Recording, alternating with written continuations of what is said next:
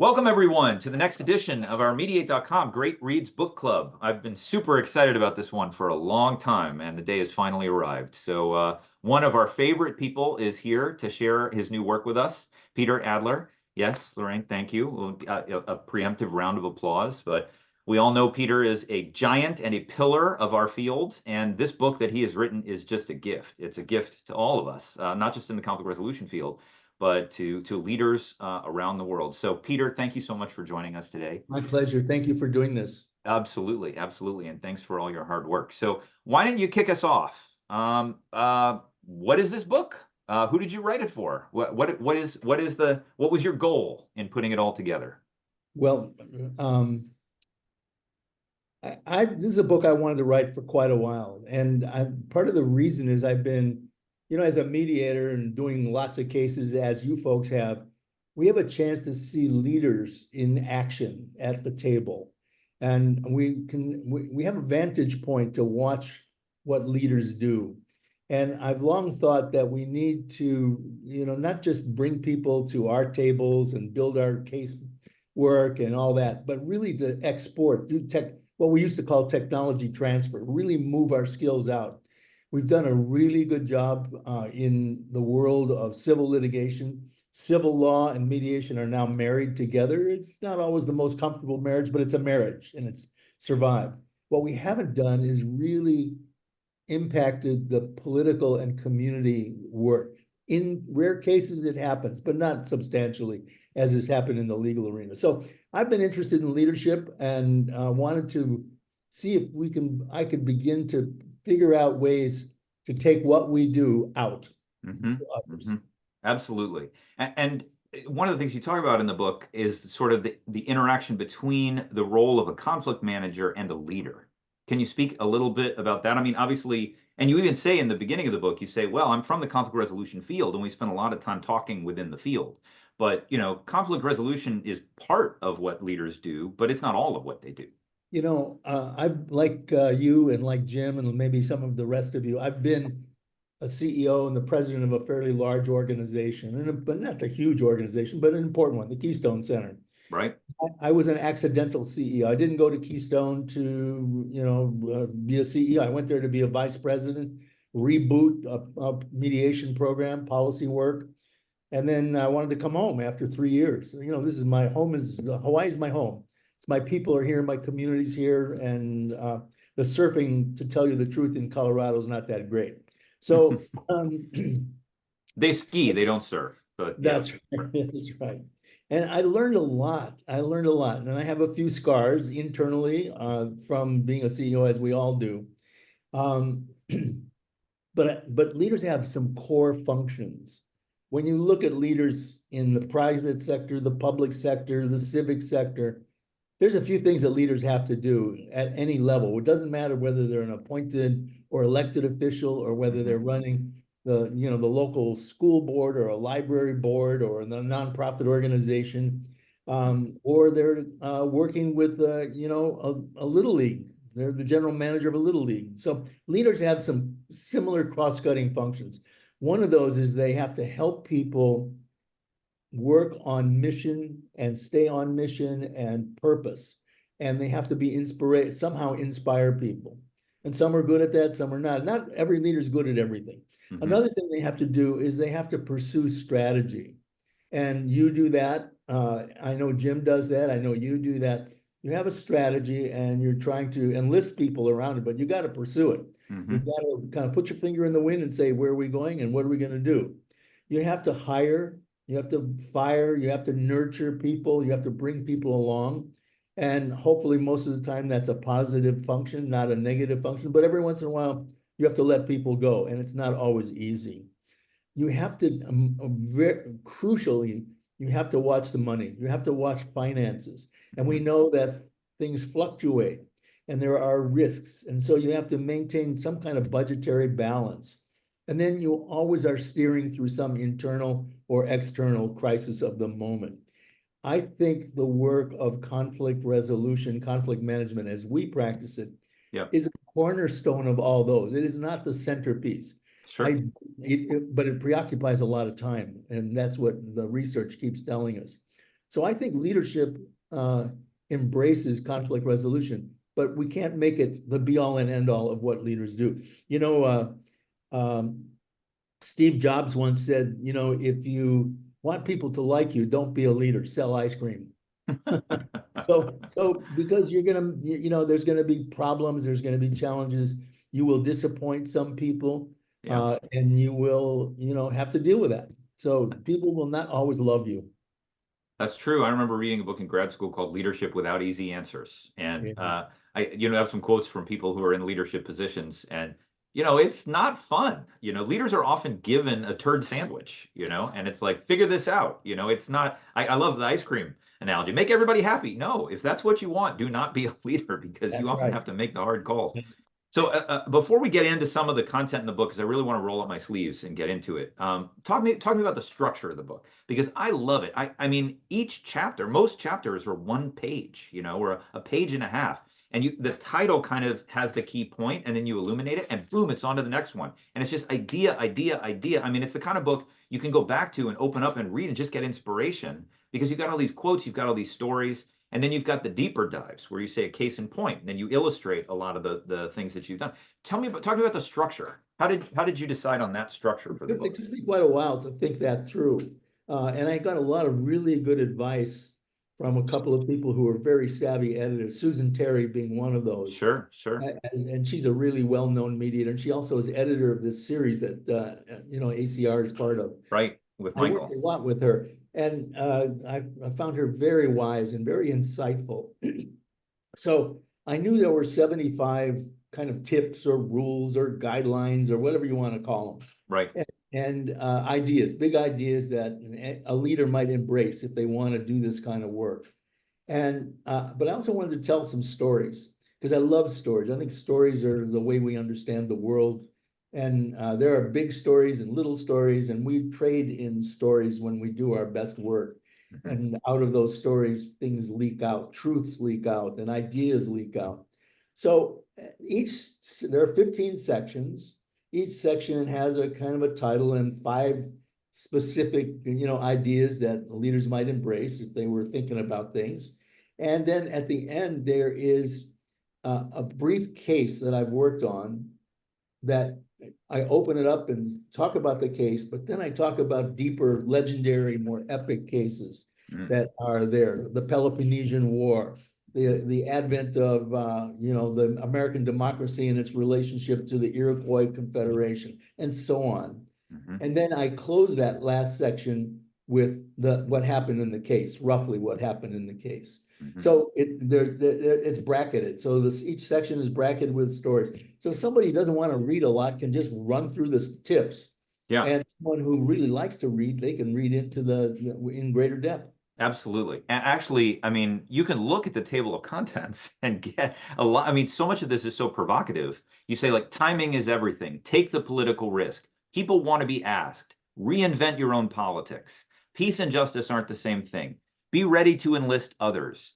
I just think uncover fresh energy. Make teams high performing. I mean, again, each of these you give the tagline and then you flesh it out and you give some examples and some of them are a little bit you gotta really dive in. One of the things, one of your sections was clock and cloud problems. So I was like, what does that mean? So then you read and you explain it.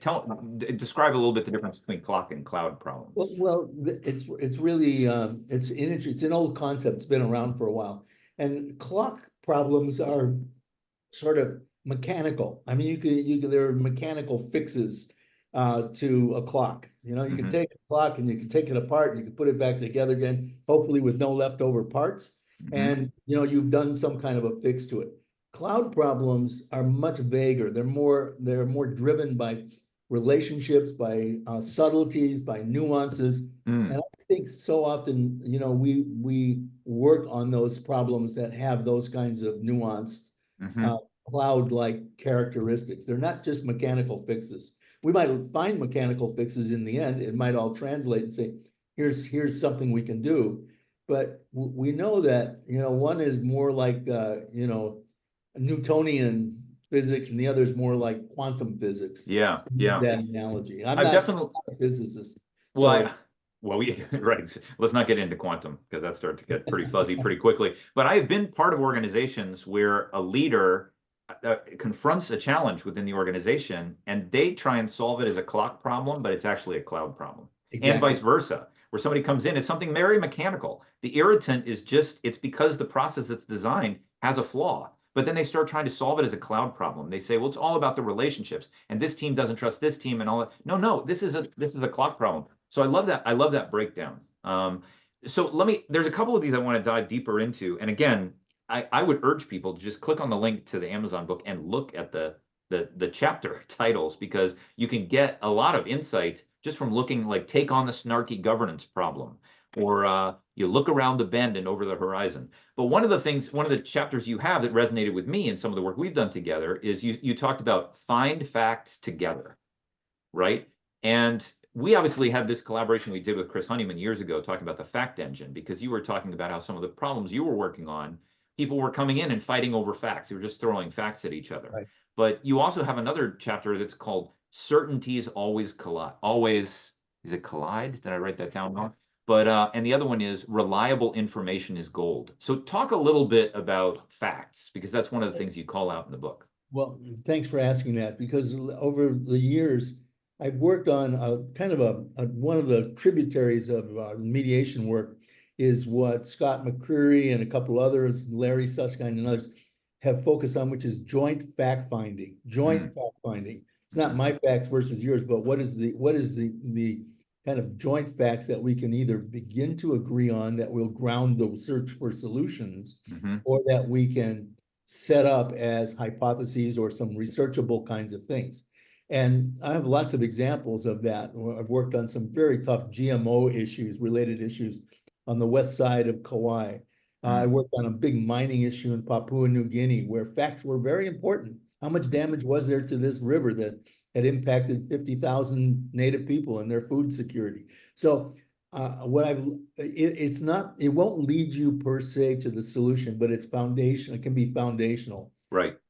I think even people who do workers' compensation cases or other forms of litigated cases, there's trying to find that foundational facts that we say, those we can agree on, and let's use a jump off. Yeah, I mean, it's interesting when I teach law students, they oftentimes, if before they get a mediation training or anything, and I put them in the role of a mediator, they immediately go to the facts. Let me get the facts here. Show me the invoice. What was the agreement? Show me the evidence.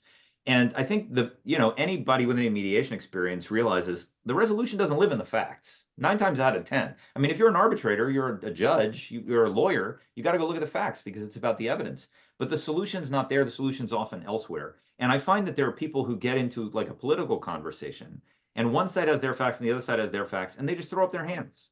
They're like, well, if I can't get you to agree that climate change is real, there's no point in us even having a conversation.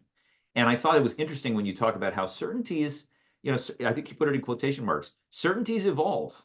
And just because you get into a conversation, you have two people with opposing facts, that doesn't mean that's the end of the conversation. There's other ways that you can try and find a place where, hey, wait a minute, there's a little squeaky movement over here. Maybe this is something we can explore. So I think that's fascinating, the relation of facts in leadership. And just to pile on to that, we live in a moment when facts are now in dispute and question. Everybody's saying, you're entitled to your facts, I'm entitled to my facts. And so it's that finding the joint facts in some kind of reasoned discussion. Right. It's not the be all and end all. Don't misunderstand me. I don't think it's the be all, unless you're a hearings officer or an arbitrator, then it becomes much more prominent. But I think in mediation, we've been a little afraid to do that kind of stuff. And I find it really, in certain cases, to be very powerful. Yeah, you also talk about, and I love the way that you frame some of these things, because these are concepts that aren't new to the field, but you talked about look for where each person's hopes intersect. And you talk about discovering what sits under the demands. So even if people come in and they're throwing facts at each other, if you start to ask those kinds of questions, okay, well, then the facts start to matter less when you reframe the conversation in that way. I think that's really intriguing. Another thing you talk about is dignity, which obviously is a huge foundation. There's a great book. I've had a couple people refer this book to me, talking about how a lot of conflict comes down to dignity, Are you willing to afford the other side dignity? Talk about that a little bit. Talk Well, about dignity. I live in a little small place. Many of you have probably been to Hawaii. So our state is small. It's, 1.3 million people.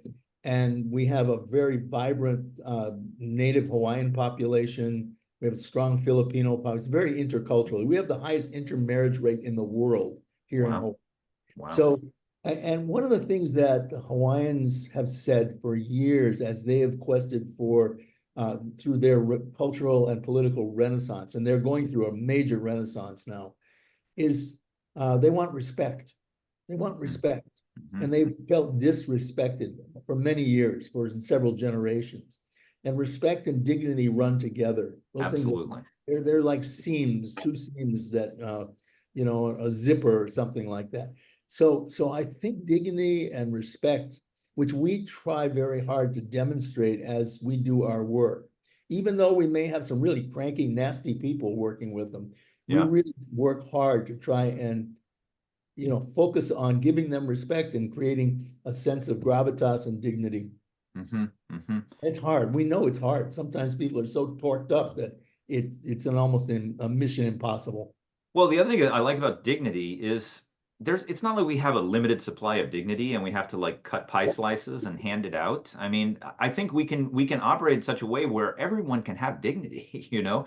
And I think it's a concept it is the source of many of the conflicts that I engage with in workplaces, in organizations. And you make clear in this book, this isn't just for senators and politicians and for CEOs. I mean, everyone has a leadership role to play in many, many different layers of organization.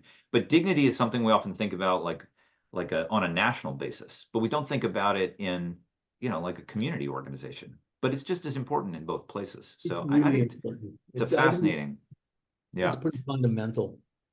You So, know, yeah, please. I'll mention one other thing that I've just recently been in touch with a guy. I went to London a few years ago and did a major interview and presentation with some pretty elite commercial mediators. And there's a guy named Bill Marsh. Jim, you may have met him, or Colin, you may know of him. And he's a really interesting guy. And he wrote a piece in 2018 about leadership that it's impressed me. And as we think about, well, what do we have to offer to leaders? I suppose we probably don't have much to offer to a leader who is deranged, and there might be a couple around. And nor does we have a lot to offer to someone who is just totally power centered, just power. They want power and they're trying to accrue it and use it and flex their mind. That's not probably the leader who's going to be influenced by the work that we do. But Bill Marsh said something really interesting in a good article. And he said, there's reasons why we have a unique perch on which to think about leadership. And I'm just going to share a couple of those with you. He said, very often we become seers of alternatives. We can see things that the parties who are colliding can't see. And we can at least begin to raise those carefully. He says, sometimes, and I'm going to just pull up my notes on this. He says, we know that every one-sided solution is likely doomed for failure in the long run. It won't quell the problem. It'll come back. There may be some temporary pause in a conflict, but it will come back. And he says that we know how to study and discern and search the conflict for potential ideas and a resolution. So what Bill was saying in this article in Kluwer was that we're in a rather unusual position to be able to export some of our ideas about how you do things. And that, again, is part of the purpose of the book. Well, you actually have so many quotes throughout the book. I feel like the book, if it was just quotes, I think it would be worth the purchase price because you have so many insights that you glean from all different. I mean, you're such a voracious reader. There's a lot that's in there. But one of the things I want to talk to you about and to go deeper on is power, because I think leadership is tied up with power in a very intimate way. And a lot of the critics, when I did my collegiate thesis on mediation, and my advisor was a skeptic about mediation. He made me read all these critics of mediation, one of whom was Laura Nader. And one of the things that Laura Nader accused the mediation field of being is very naive about power. And like we say, oh, we can get into the room and we'll level the playing field, like somehow you can have a manager and the managee, and well, we let them go first. So we equalize the power differential. And she said in very clear ways, that is extremely naive to think that you can bring two people with different power into the room, have a dialogue, presume they reach an agreement by mutual acceptance, and then they go back out of the world and the power dynamic is reassumed, and then everything is better. Now, I think fundamentally a lot of her criticisms of the field were Marxist, like we're making little changes that are delaying the big change that needs to happen. Like we're just, we're reassuring people like, oh, it's not so bad, this little thing that happened to you. And by doing that millions of times, we're delaying systemic change that might get us to a more just place. But you have a couple of different sections in the book where you talk about power. One of the things one of your chapters is watch power expand, shift, or attenuate, which is interesting because power is not a static thing, right? Power is changing constantly. Even in a room full of people, you can watch the power shift as different sides are taken or arguments are made. And the other thing you talk about is watch the interplay of powers. Now, when I was young, I was really excited about designs that devolved power out to the edges. Like, let's have a flat organization and everybody has equal power and we can just negotiate together. But that was because I was on the edge, Now, as I've gotten older and I'm in organizations, Silicon Valley talks about, the bureaucracy, the hierarchy of a company is a good thing. And they say it's a benevolent dictatorship, and I have to say, now that I have reached higher levels of power and leadership, sometimes it's good to have people of authority that can come into a conflict between lots of people and say, okay, here's what we're going to do. I've invested and I've earned the power that I have in this organization, and now I'm going to use this to get us through this issue because we all have a mission that we need to focus on. So my very concept of power has changed over time. And I like that you say that this is something leaders need to do is to look to power. So tell me your current thoughts about that and react to some of the things that I said. You summarized it pretty well, and when I was at Keystone Center as CEO and president, I had a bunch of mediators and facilitators in the organization who thought everything needed to be mediated and facilitated. Right. And I had 40 of those people, 50 of those people. So they thought every decision that I or one of my senior people should make must be negotiated with them. Right. And it took me a little while to send the messages. I'm going to listen to you. I want to hear your views on certain things, but I don't want to hear your views on everything. There's some things that I can't tell you. There's some things that I will just need to do. And it was challenging. Now that's an organization of mediators and facilitators, kind of like what you are dealing with. Right. So, but I think power is a slippery thing, and it's lots of various forms, and parties tend to think it's fairly unilateral in terms of economic power, political strength, that kind of thing. And we've seen, and you've probably seen where the perceptually less powerful people have certain powers that get exercised at the table. They have the power of a great story, the power of disruption, the power to, call or a moral power, an ethical power, exactly. like, because they believe something and people ascribe influence to them because of that. And that's a good thing. So what we see in the work we do is power at play. And we have a rather unusual relationship to it because we have certain powers ourselves, mostly procedural, and we can exercise that. But I don't think we really can level playing fields. I don't think what did Woody Allen say? The lion and the lamb may lie down together, but the lamb won't get a good night's sleep, right? So we're not going to be able to get everybody on equal footing. That's not our goal. The goal is what can we do in this particular moment as these stories come out, and in this particular instant, what can we do to make some progress or find a resolution? Yeah, it reminds me of the Desmond Tutu quote that Bernie put in his last book. If you're neutral in the conflict between the elephant and the mouse, you're on the side of the elephant. So, Jim, I see your hands up. What did you want to say?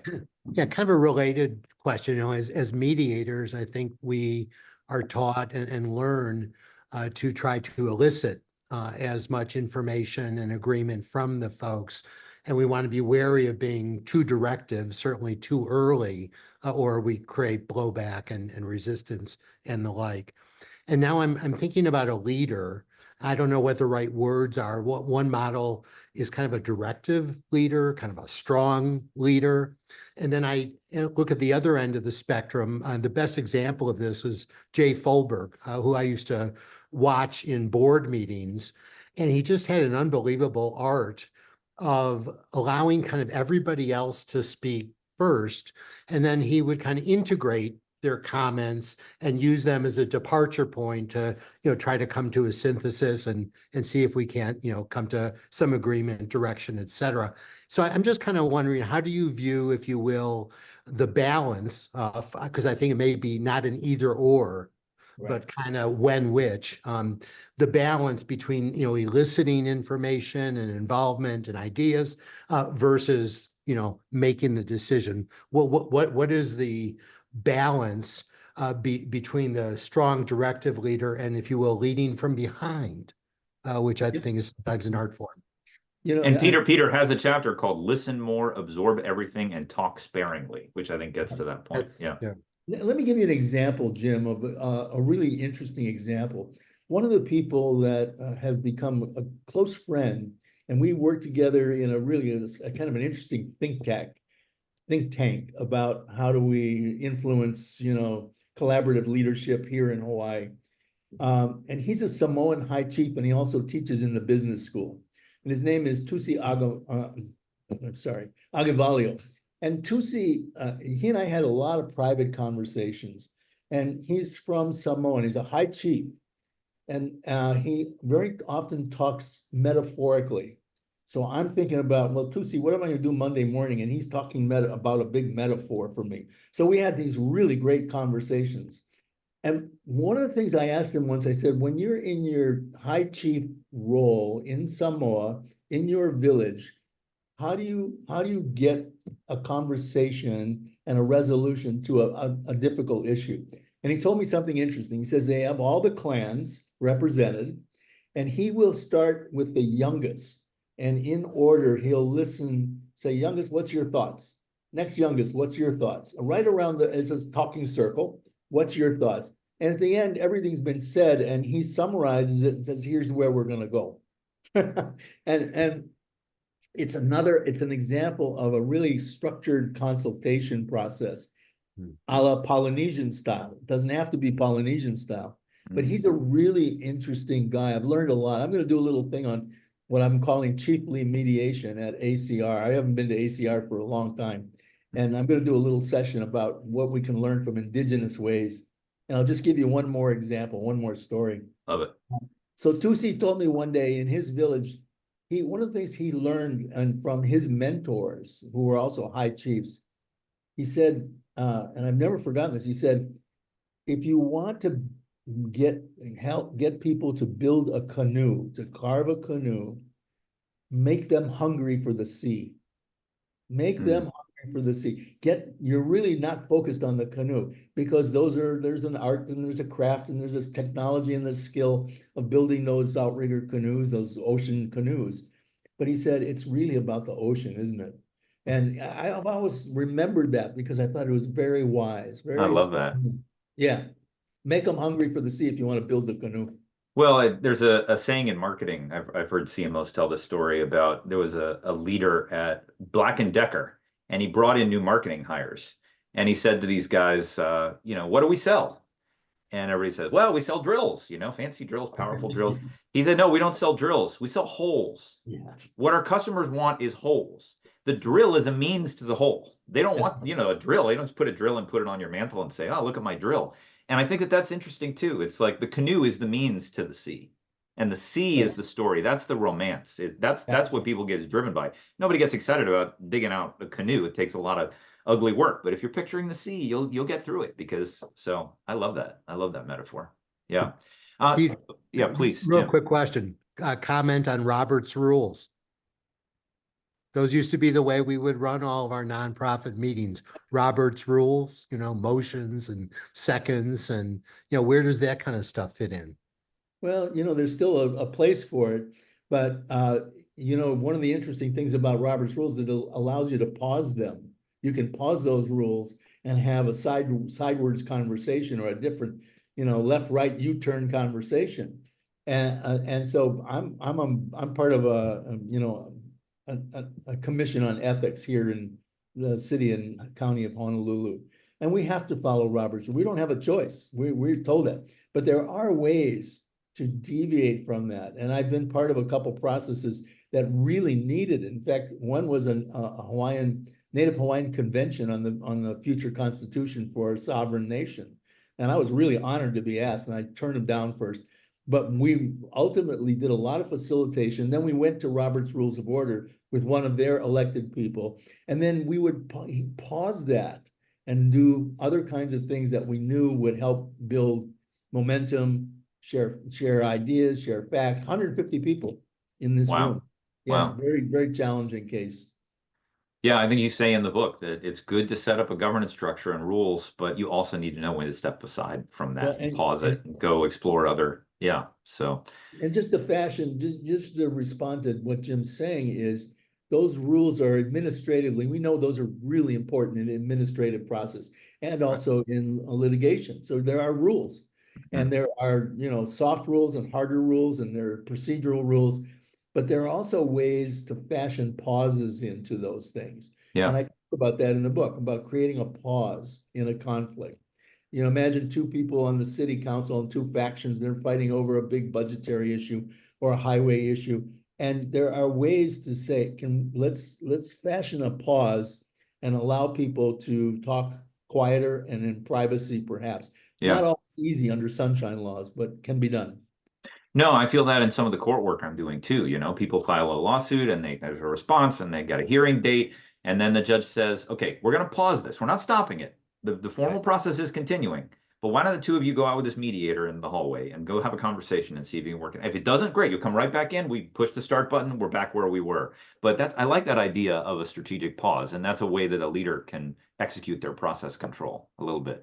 Okay, I have a couple more questions I want to ask you, and then I want to open it up for everybody. One of the stories that you tell, one of your case in points, is called Space Exploration and Mugwumpery. And you talk quite a bit about mugwumps. Can you talk to us a little? And I think you even refer to our mutual friend Lucy as a mugwump. So what did you mean by that?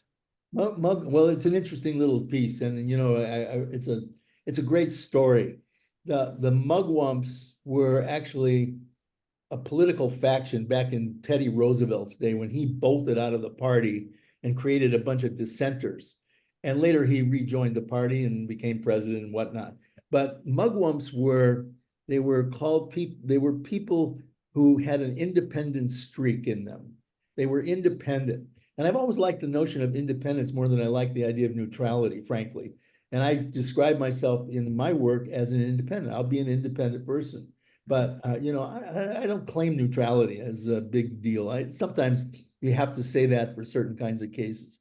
But the idea of mugwumps they were people who had an independent streak, and they maintained that in relationship to certain issues and certain problems. And it had a really interesting derivation and a history to mugwumps. And I'll let you read it yourself in the book. But it actually, it was exported, came out into London, it came from London to the United States. It actually had origins in other local traditions of having a big man tradition, a big chiefly spokesperson, that kind of thing. So think of him as independent. So I think of all of you as independents. We enter things with a certain degree of independence. And we try to maintain that, even in the face of a lot of sharp criticism. So that's what I mean by mugwump. And Lucy's a mugwump, and you guys are all mugwumps. We're all exercising our work as independent people. And one of the things I do in agreements to mediate and submission agreements and that kind of thing is, and some lawyers won't hire, I'm not acceptable to some because of it. I reserve the right in writing to talk to anybody, anytime. And I assure lawyers that I will never push people into any kind of an agreement without their consultation. But I want to be able to independently talk to anybody I need to work on them. Now, these are more sprawling political problems, public policy problems, but that independence is crucial. And if a couple of lawyers don't want me to exercise that, I'm happy to say, oh yeah, fine, call somebody else. Absolutely. Absolutely. Well, I think independence is something, it used to be prized a little bit more than it is now. It's amazing to me how quickly people are organized into categories, like the independence of the judiciary. People, oh, these people they all have political biases. They're not independent. They all have a secret agenda. Everybody's got a secret agenda. So nobody's really independent. So I think that I like that. We talk about neutrality, fairness, impartiality, but I like independence. Yeah. So let me ask you, I just want to ask you about a couple different chapters that I thought had very provocative titles, and then you can flesh it out and maybe tell a story. One of the ones you have is "A Little Trickery is Okay."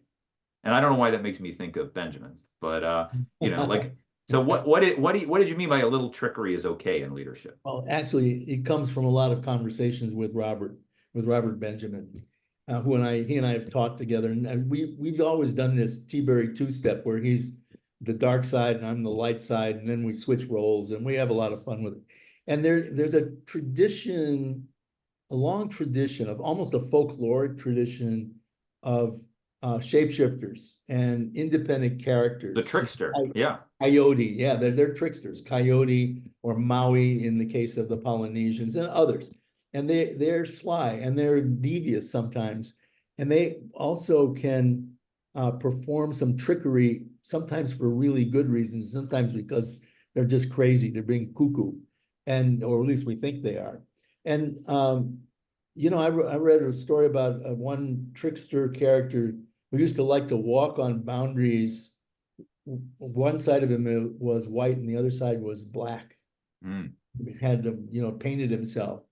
And then he would switch around. So, I mean, so the idea here is we do actually sometimes things that are perceived as devious. Sometimes they are again, it goes with the independence and with the choreography of some of the work that we do.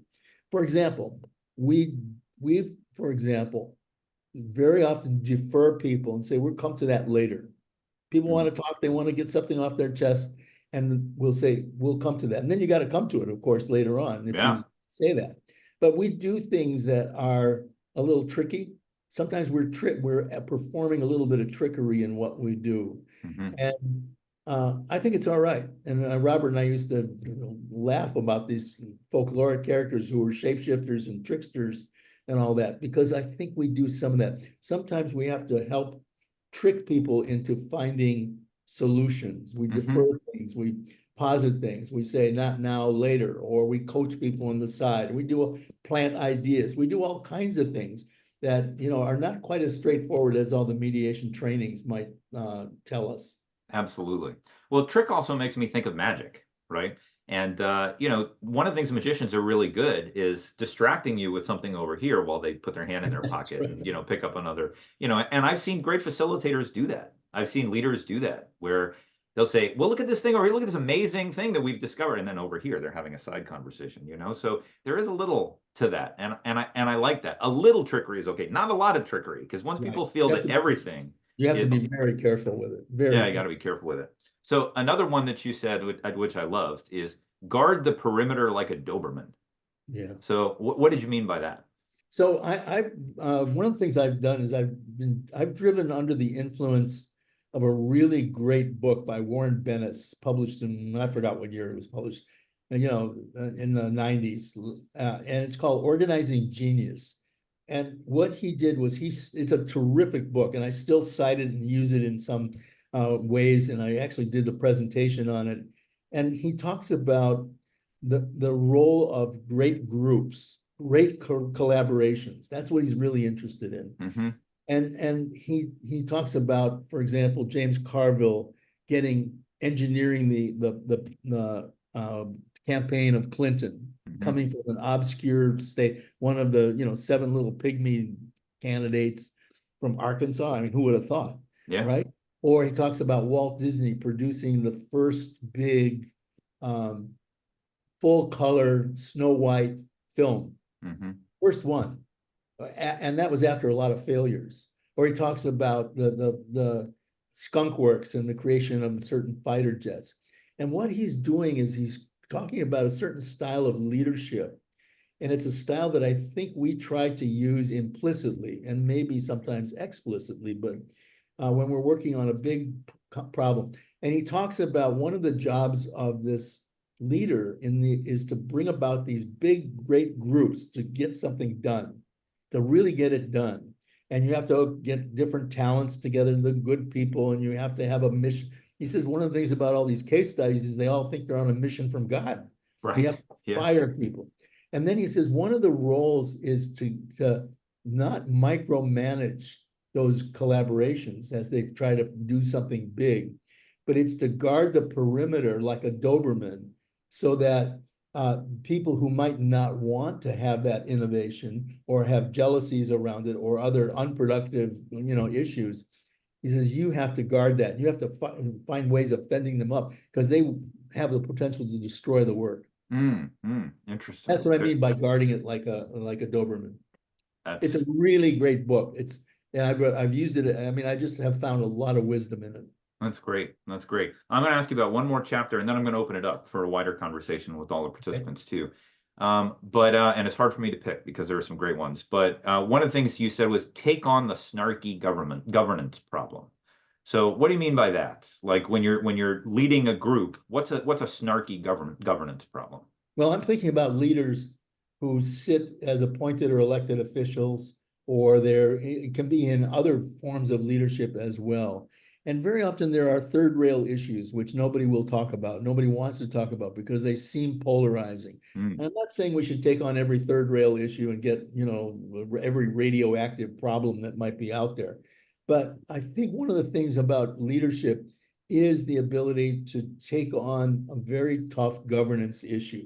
Here, and you can each have those in the place where you live, whether it's homelessness and housing, or whether it's the condition of roads and streets, or whether it's, the construction budget for a new big highway system or a rail system. So what I'm trying to suggest in there is that leaders, again, can use some of these tools to go after big things that are vexing forward motion. Let me give you an example. So, for example, one of the things that a leader might have to do in an athletic league is deal with a rogue coach. A rogue coach who's just going crazy, but is very popular. He's got a lot of political support. So what I'm saying is that's an issue in that world that needs some attention, and we need to be a little bit brave in tackling those kinds of problems. It doesn't matter whether you're, a governor, or you're a senator, or you're in the House, or you're running an athletic league, or you're running the library system. It's really taking on some of those at the right time in the right way. And there's a lot of soft judgment that goes into that. Interesting. Very, very interesting. Well, let me open it up here a little bit. I saw Lorraine put a comment in the chat, and she talked about Gary Trudeau, obviously the Doonesbury creator. He featured a company called My Facts. You can call in and pay for a bespoke set of facts and supporting info that are made up, but they fit someone's worldview. I love that idea. I've never heard about that, Lorraine. What's it called again? Wait, I'm going to look it up. What is it? Yeah, My Facts. I guess it's a company. It's a made-up company. It's made-up company. Only in the comic strip, but he's been running them for a long time periodically, and people will call up and say, "I want to find out about, that Kamala Harris wasn't born in the U.S." No problem. We have a whole Sure. There was a very funny. Yeah. They're all made up facts. Yeah, they're made up facts to reinforce whatever worldview is articulated. I remember there was a funny a YouTube comedy series, and it was a guy who is Google, and all these people come into his office and they ask him questions, and they say vaccines cause autism, and he said, here is all the evidence that says vaccines do not cause autism, and the person says, no, I'm not interested in that. Do you have anything that says vaccine? And he pulls out one piece of paper. Well, I have this, and then they take the piece of paper and go, aha, I found it. So it's like, and he's just so frustrated because he sees all the facts. But I love that. I love Gary Trudeau's idea of just manufacturing facts. Unfortunately, it's a little bit close to the bone because there are actual companies, not fictional companies, that will totally do that for you. As long as they're making enough money, they will create a whole ecosystem around your worldview to reinforce it with false information. The last comic strip that featured this, it was someone from Russia calling in from the best what do they call it, the web trolls. Yeah. He was offering to sell them information, and he said, we'll give you some for free. And so he said, I'll buy, go give it to me. And he said, oh no, we have our own totally domestic homegrown line of that. Sorry. That's This great. is just a kind of, I'm piggybacking off that idea, Lorraine. But on this joint fact-finding work, I did some on pretty complex issues around pesticides and genetically modified corn, and it was a very tough case, and everybody was very entrenched on this, and there was a big war going on, and there was a lot of litigation. And one of the things that we put together this kind of science-informed group to mediate some of the issues in there. And one of the things I found was a website called Spurious Correlations. Spurious Correlations. Yeah, I've seen that. I think he's taken it down now, or he's stopped doing it. But he would put together these interesting and strange linkages that were just so bizarre. He'd say, like the number of films by, I don't know, one of these actors, and the number of people who died strangled in bed sheets were correlated. Yeah. It was just a lot of bullshit, but it was so much fun. Yeah, that's right. Correlation. Psychology class, Psychology 101. One of the things my professor said was correlation does not imply causation. Exactly. And we had to deal with that when we were examining the issues of pesticides and GMOs. It was a really critical thing. Anyway. Peter, one of the chapters you have is build pacts, treaties, bargains, and accords. And when I read that, I thought, well, that's nice to put all these agreements together. But the thing that I worry about is like keeping track of all of these commitments that you've made to different people, because sometimes you do a pact with someone and they say, okay, we're brothers, right? We're aligned. Yes. And then you go do a treaty with somebody else and you do an accord with somebody else. And the first guy says, wait a minute, I thought you were on my side. Why are you doing an agreement with them? So I like that, to constantly be looking for what can we agree on, but how do you keep all of that sorted? Well, I don't know if you can. Yeah, but one of the things that we got to do is, if you're taking a big issue and you're making a lot of deals with different people on that issue, is bring them back. I'm reading Nancy Pelosi's book, The Art of Power, which is a little overwritten, but she's got example after example of someone who does just that. Absolutely. Deal here, deal there, and then puts the packages together. Right. It's a little overwritten, the book, but it's a pretty interesting book, especially on the 2008 monetary crisis. Really, holding together a diverse coalition like that, you see that now with the budget negotiations. It is an art. It is very, very hard. One of the other things you say is a false consensus won't endure. So sometimes you can get agreement amongst a group to get it over the line, and then 5 minutes later it starts falling apart because it's not a real consensus. We don't have agreement. We just want to kind of get over the bridge, and then all of the old resentments reemerge. The low-hanging fruit was too low. Yeah, that's it. Well, I remember I went to a Quaker school, and one of the things about the Quakers is in a Quaker meeting, all the decisions are made by consensus. And we're talking about true consensus. You're talking about hundreds of people in this organization, and every person has to agree. Now, and we actually at Haverford, I was president of student government. We made a lot of decisions by consensus. And, we would allow maybe one person to stand outside of consensus. That would be one concession if they just could not get on board with the agreement. But back then I thought this is the recipe for the future. This is even better than democracy. If we can get everybody on the same page to agree, then we have the trust moving forward and everybody's bought into the organization. Democracy is constantly 51%.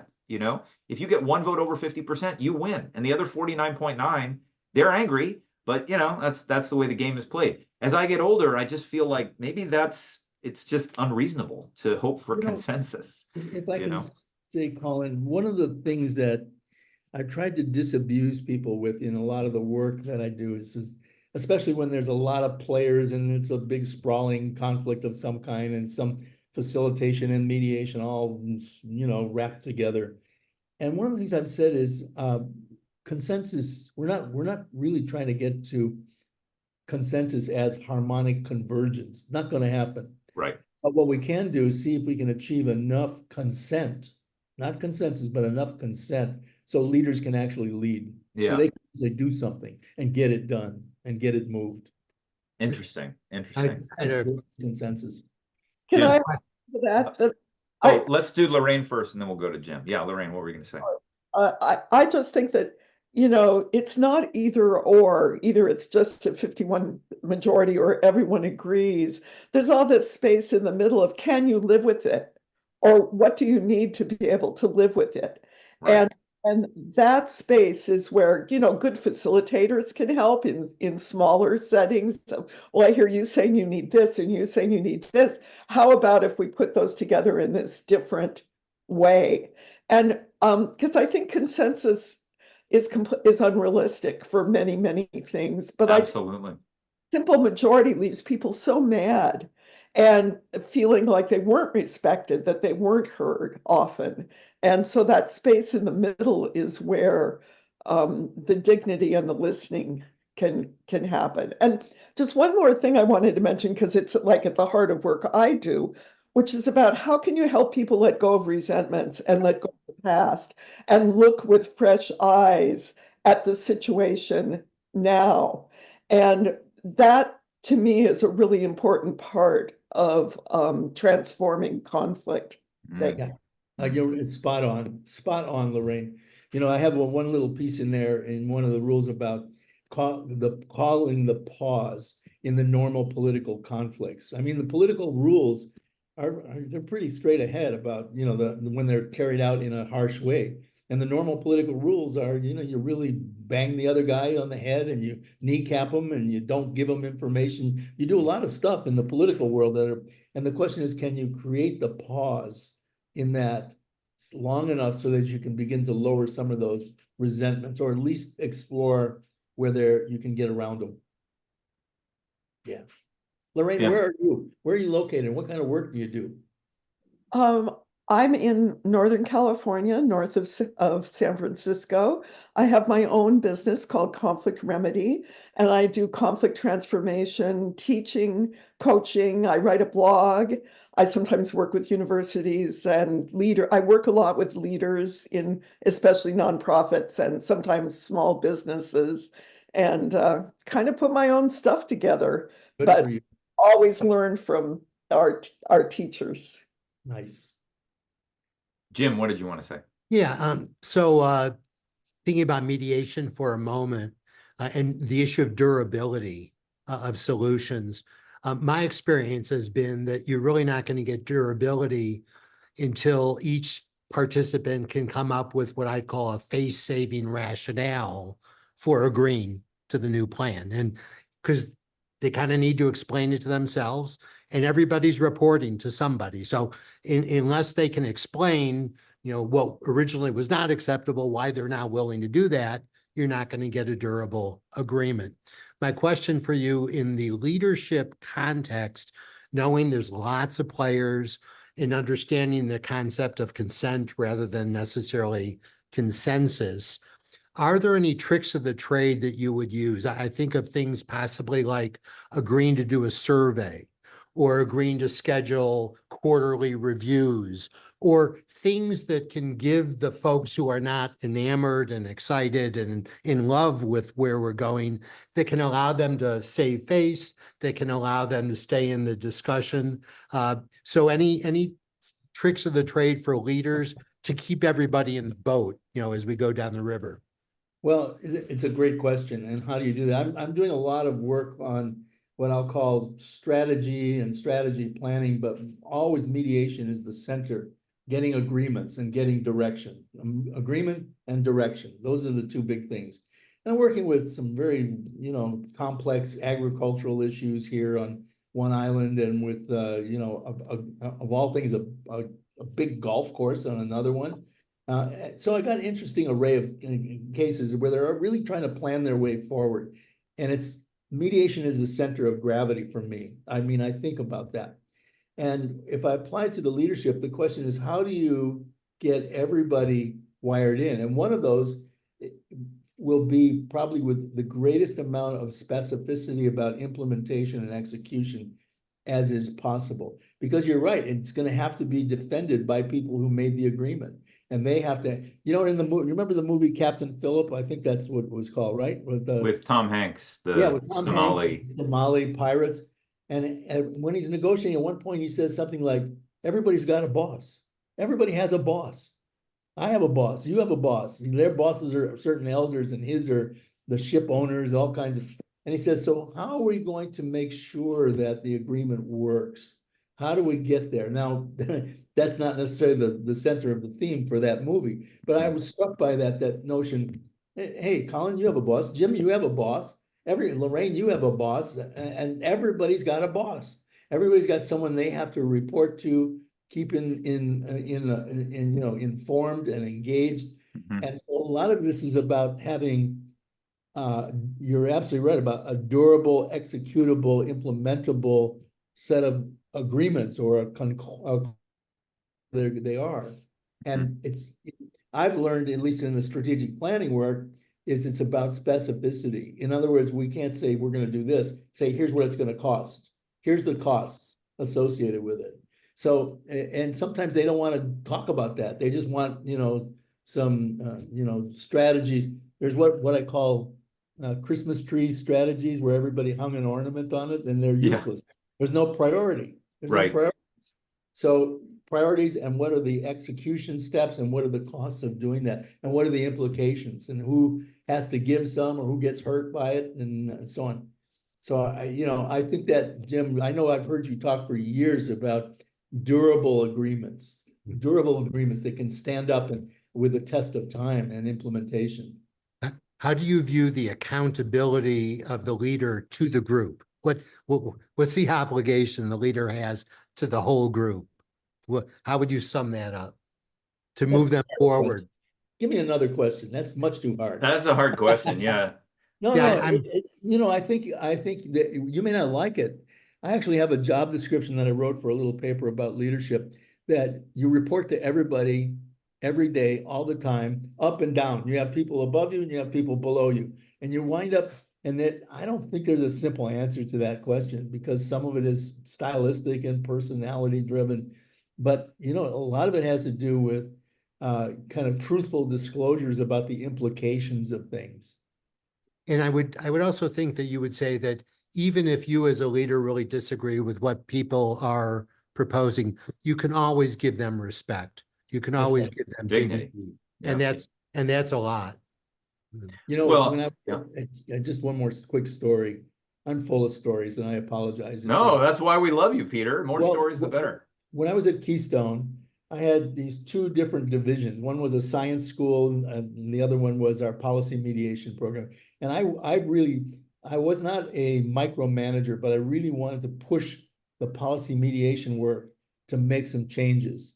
And we can't do this and we can't do that, and we're very resistant. And I had a big whiteboard in my office, and someone, when I wasn't in the office, came in and wrote, "Change is good, you go first." So I said, I just got this, and I will go, and here's how I'm going to do it. That's great. I love it. I don't know that there's a really simple answer to that. And it's one of the dilemmas for leaders at all levels is, how do you respond to everybody about everything that may be itching them? How do you provide the right scratch? You can't do it.